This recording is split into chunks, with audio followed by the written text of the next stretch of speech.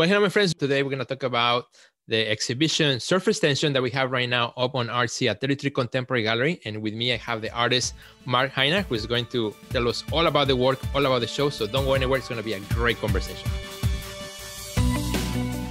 Resources, inspiring interviews, business practices, and practical advice to take your art career to the next level. Join Sergio Gomez in today's Artist Next Level and get ready to take control of your career.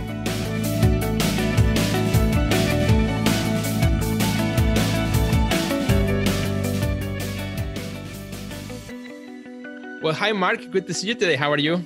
I'm great, thanks. Glad to be here. Thank you so much for joining us here. We are doing this through Zoom right now, having this conversation. I'm in Chicago. Where are you at? Where are you joining us from? I'm on the very far outer fringes of Western Canada.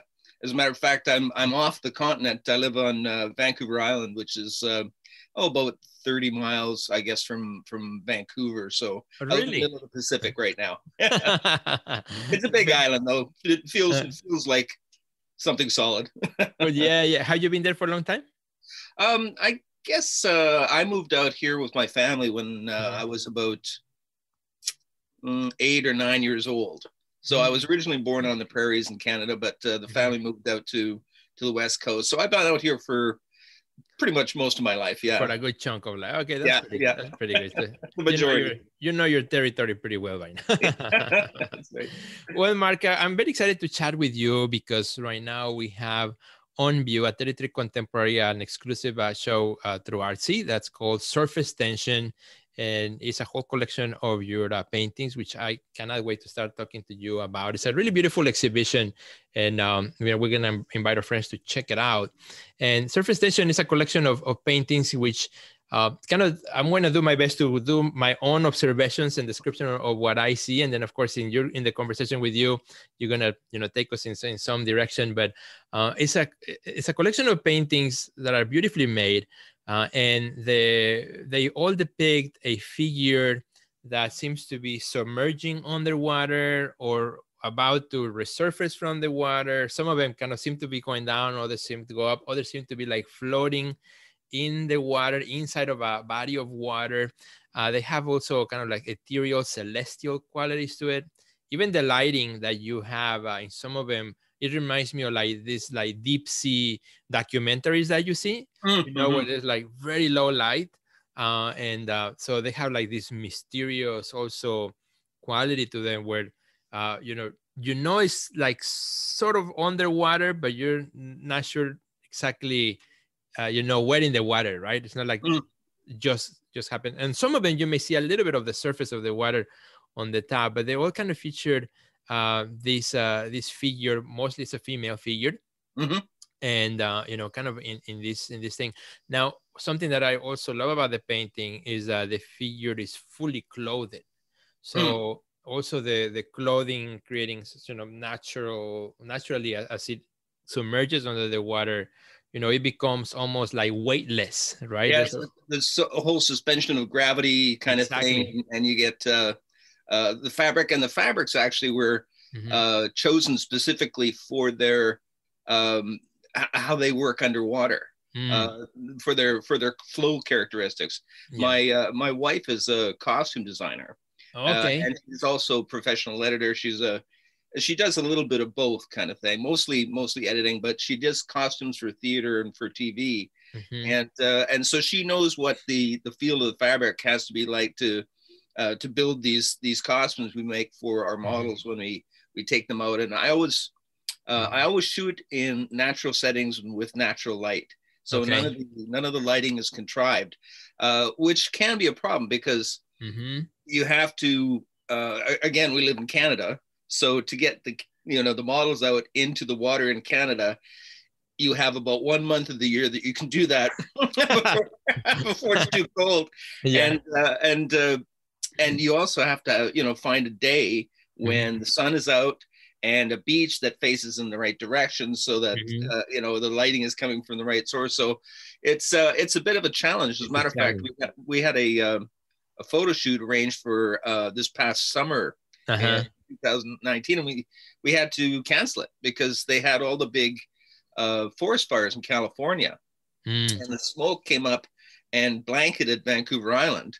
And so everything was kind of brown and yellow, and it might have been an interesting photograph, series, but it would just be a little hard on the models to not have the sunshine to keep them warm, Right. We don't want blue sirens, that. Exactly. And that's why I love the, as I read the imagery and the paintings, is that so let's go a little bit in depth into the word. Tell us a little bit about surface tension. Like, what is the premise of the show, the main idea that you are working with in this particular exhibition?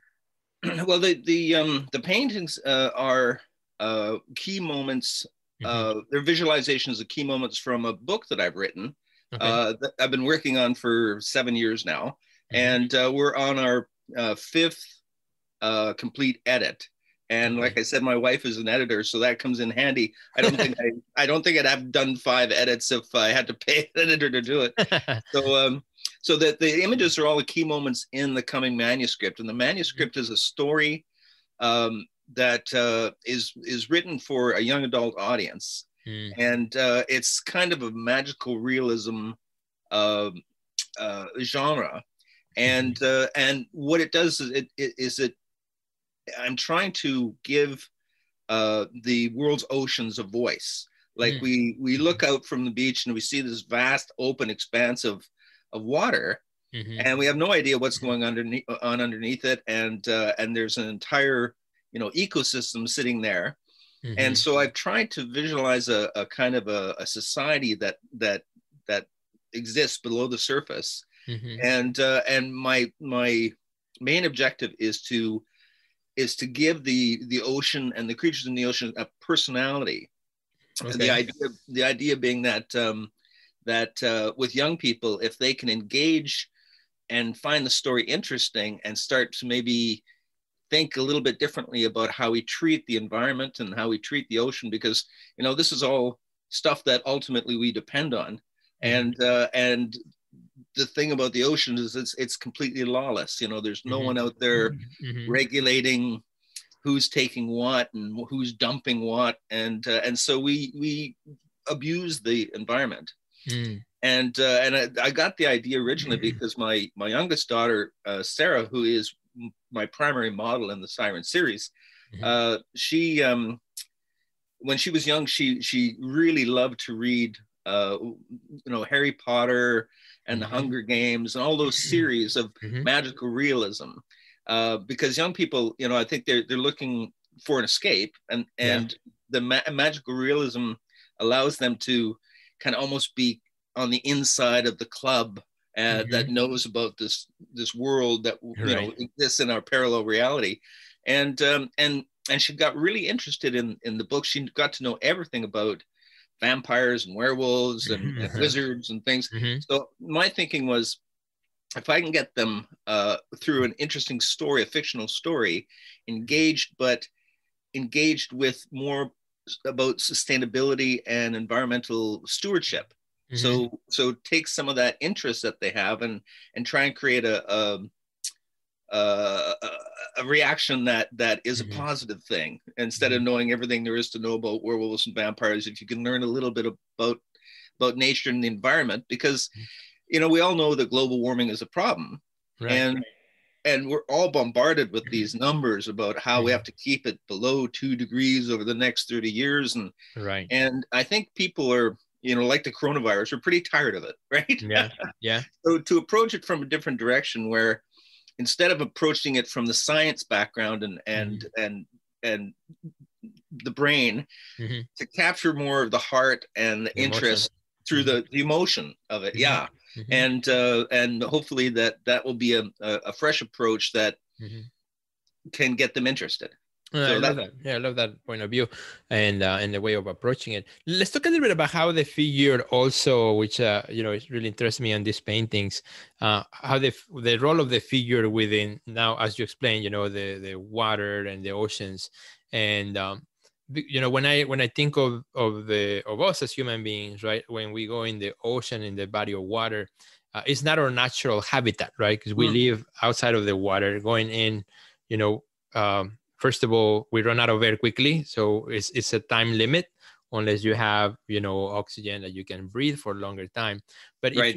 it's like, it's almost like an exploration, almost like an outer space in a way, but within Earth, right? Instead of going up, you go down in the water into another dimension in a way. So when I see these paintings, and I see the figure now engaged in that process of going from this world into crossing over. Yeah, exactly, the crossover. And in some of the paintings, there seems to be like the figure is at ease, and in some of the paintings seems to be like a struggle or also an uneasiness of that. So tell me a little bit about how do you play with the figure, within these ideas that we're talking about. Well, it's interesting when you mention that you like the fact that the figures are fully clothed. That actually scares a lot of people. Because normally when we see photographs of people in the water, they're wearing a swimming suit, which means they're relaxing and, basically having fun. Right. But when you see a fully clothed figure in water, people have these very visceral reactions to it. Some people, and it all depends on your comfort level with the medium, with water. Right. If you had some experience, or maybe you never were a good swimmer, or had a near drowning experience, and I've had several when I was a kid, and then you get people that are really at ease in water, that are real swim nuts, that go swimming all the time, and they look at the paintings and they're very much at ease, but they still find it interesting. So I get a reaction pretty much from everybody that looks, and sometimes it's negative, sometimes it's positive, but at least it's a reaction. Yeah. And that's why I like the paintings, because, it's not very easy to figure out which of the two, there's like that tension, even, with the title, there's even that tension of trying to figure it out, is he having a good time or is he drowning? Right. Yeah, exactly. Well, and that's part of the story, is that we've got these two separate worlds. And like you say, we can't enter the underwater world. But at the same time, the creatures in the ocean have about the same amount of survivability on the land. Right. So it's these two worlds, and that is the essence of a magical realism story. These two worlds that exist side by side, but neither one can interact because we just physically can't do it. And so for the story, I needed a character that could make a transition between a mythological character that could make a transition between ocean dwelling and land dwelling species. And so I chose the siren because of the physical similarity to human beings, that they can get away with intermingling with our society without drawing attention. And then also the other thing that a siren is most famous for is the siren voice.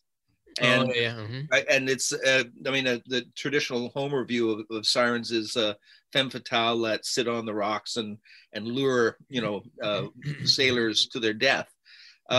Which my version of the siren is totally different.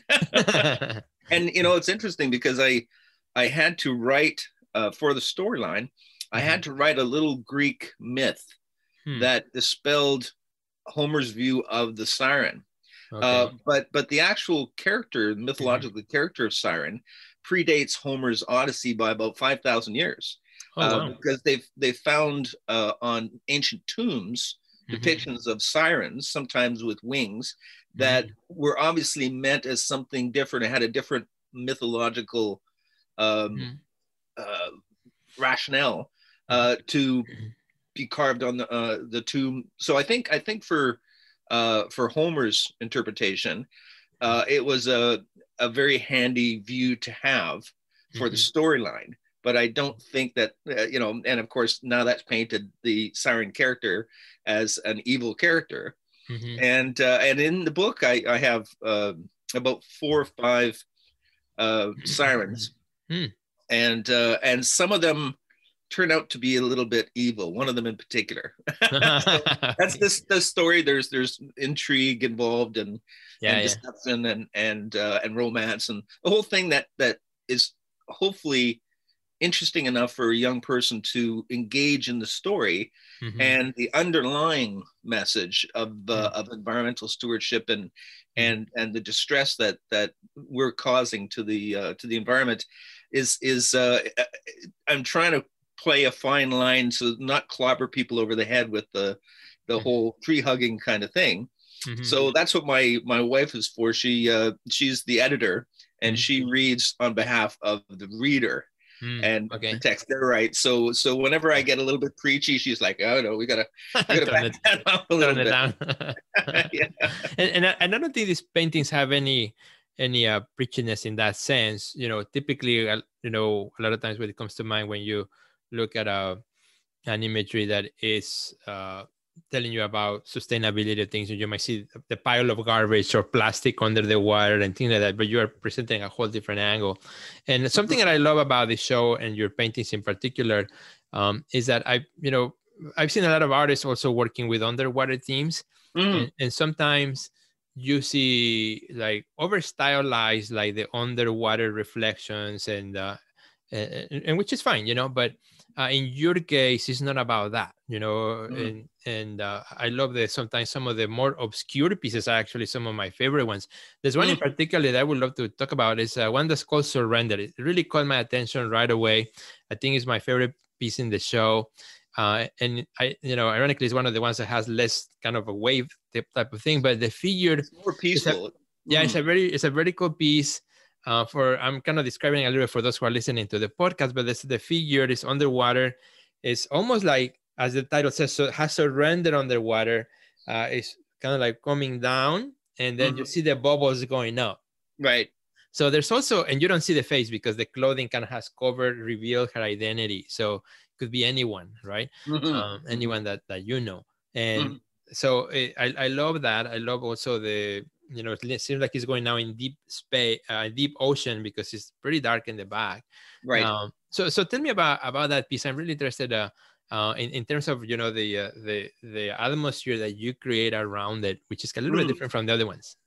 Well, it comes from a point in the storyline, the Sirens book storyline, where we have a siren, a young female siren, who has become infatuated with a young male human, and vice versa. So they're both attracted to each other, but they can't get together because he can't go in the water, but she can come out of the water. So this point in the storyline, they have their first romantic get together on a boat, because she's not allowed to set foot on land. She's been restricted from setting foot on land. So they cheat by meeting on a boat, and they have a romantic get together, and then she slips sort of back into the water, and so when she's descending, the title Surrender is about how she's basically surrendered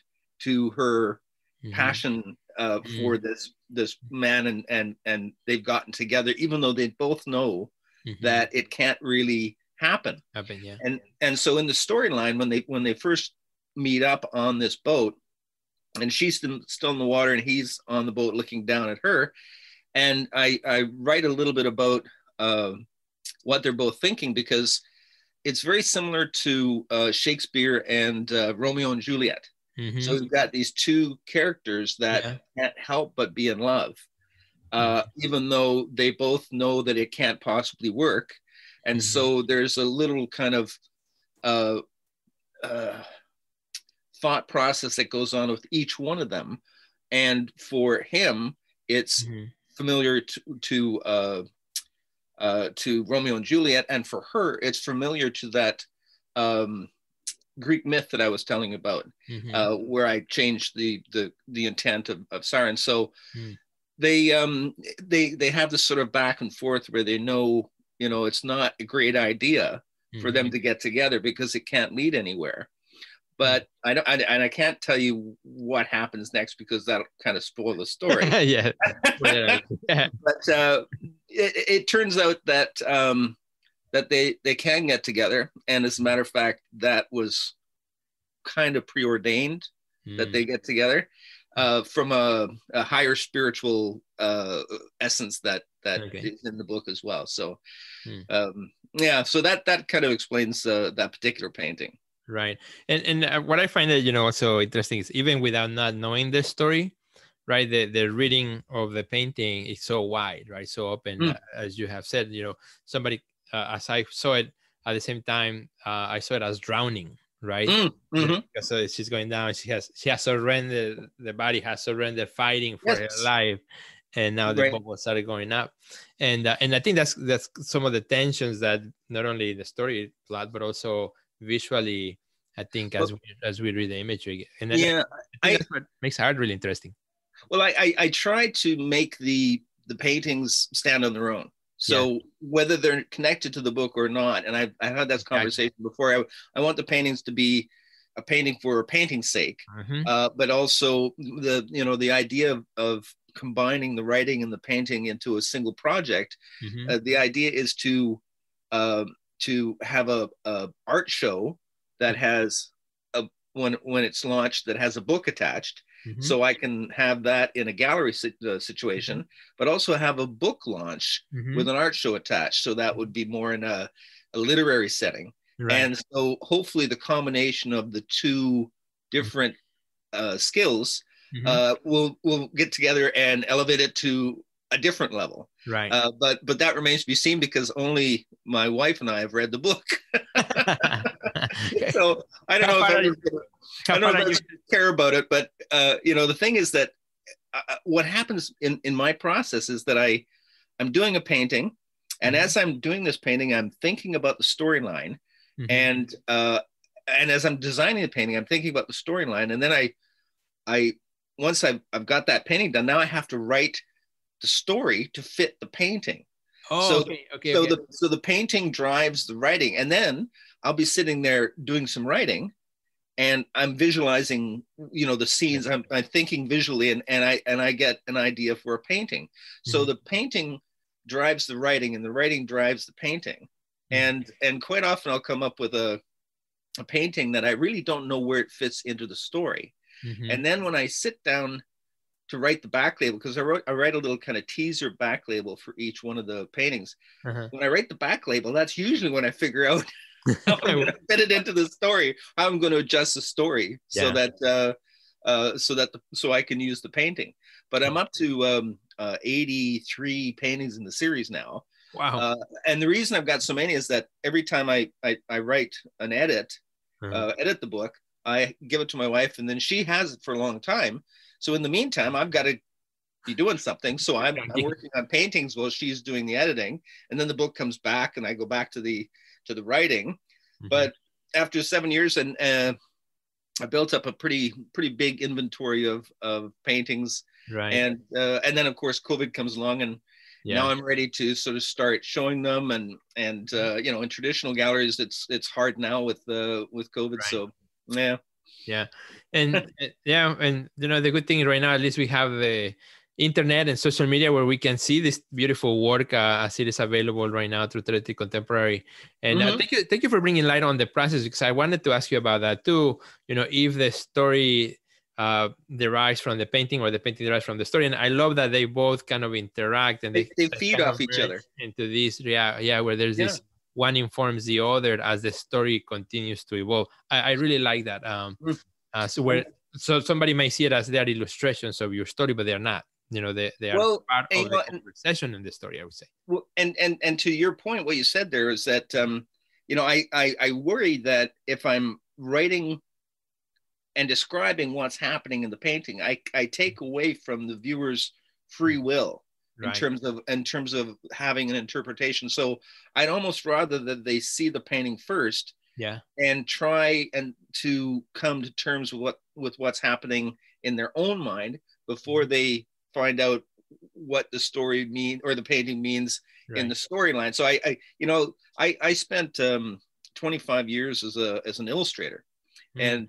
and as an illustrator, um, you you have very limited range to work in, because you have a client who gives you parameters, size and content and all that kind of thing.